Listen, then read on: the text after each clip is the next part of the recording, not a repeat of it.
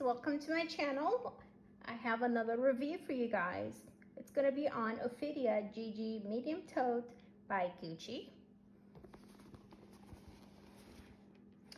It's 15 inches by 11 inches. It has the red and green nylon web detail. It is in Gucci's beige and ebony canvas. The handle and the trimming are made from leather. You see the GG Gucci.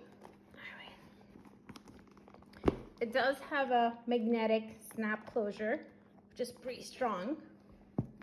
And then inside is the microfiber lining, but it feels like suede, really nice and soft. It has two pockets.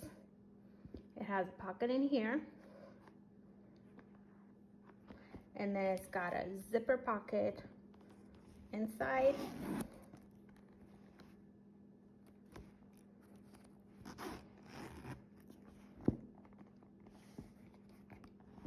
Super soft inside.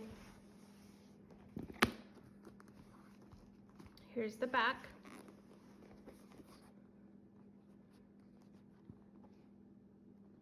And then here's the front again.